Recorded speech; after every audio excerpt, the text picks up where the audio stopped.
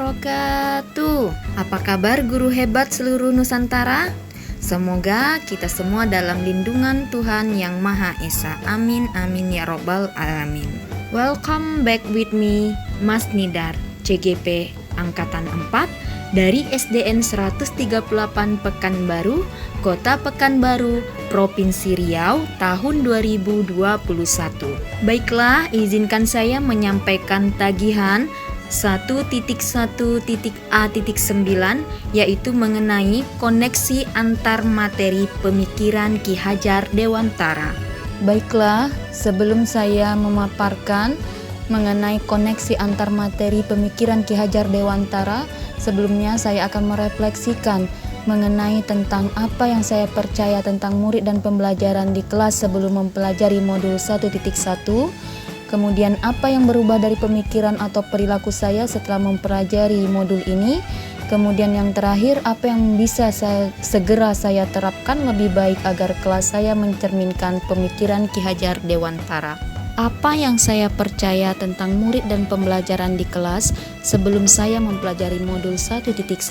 Nah, awalnya sebelum mempelajari modul 1.1, saya memiliki mindset bahwa murid saya harus menguasai semua materi ajar yang saya sampaikan. Apapun yang saya ajarkan dan apapun yang saya sampaikan. Selain itu, murid saya harus patuh kepada saya sebagai pusat pembelajaran dan segala informasi yang dikenal dengan istilah teacher center learning. Kenapa saya melakukan hal demikian, yaitu sistem pembelajaran yang berpusat kepada guru? Karena anggapan saya bahwa ketuntasan pembelajaran itu wajib dicapai oleh semua peserta didik saya tanpa terkecuali, tanpa saya memikirkan filosofi Ki Hajar Dewantara, yaitu merdeka belajar. Selain itu, saya lebih menekankan nilai kognitif dibanding nilai keterampilan dan afektif. Nah, mengenai pertanyaan yang kedua, yaitu apa yang berubah dari pemikiran atau perilaku saya setelah mempelajari modul ini? Tentu yang pertama kali berubah adalah mindset saya bahwa guru merupakan satu-satunya sumber belajar. Karena pada dasarnya peserta didik dapat belajar di mana saja, bukan hanya di sekolah dan bukan hanya kepada guru. Kemudian sebagai pendidik saya harus lebih cermat melihat bakat anak dan harus bisa menuntun anak sesuai kodrat yang ada dalam diri mereka masing-masing. Saya juga tidak lagi akan memfokuskan pada penilaian kognitif. Tentu saya akan mempertimbangkan nilai keterampilan dan nilai afek serta nilai religius yang mereka miliki. Oleh karena itu, pada intinya saya akan melakukan perubahan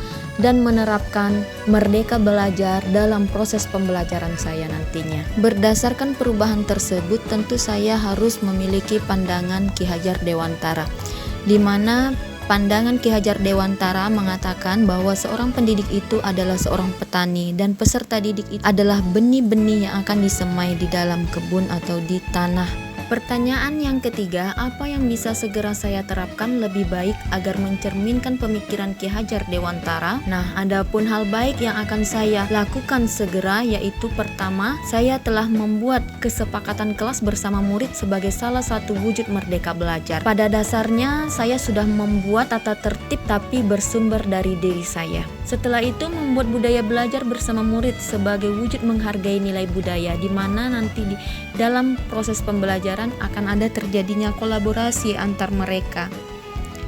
Setelah itu, sebagai pendidik saya harus lebih mau lagi dalam penuntun segala kodrat yang ada pada anak. Kemudian mengintegrasikan permainan dalam pembelajaran agar peserta didik saya senang dalam mengikuti proses pembelajaran yang saya lakukan. Kemudian menerapkan student center learning, di mana peserta didik sebagai sumber belajar. Salah satunya apa? Yaitu menerapkan model-model pembelajaran, di mana model-model pembelajaran ini adalah salah satu bentuk penerapan yang berpusat kepada peserta didik. Dan ini juga selaras dengan kemampuan 4C, yaitu berpikir kritis, kolaborasi, kreatif, dan komunikasi. Demikianlah yang dapat saya sampaikan, lebih dan kurang saya mohon maaf. Wassalamualaikum warahmatullahi wabarakatuh.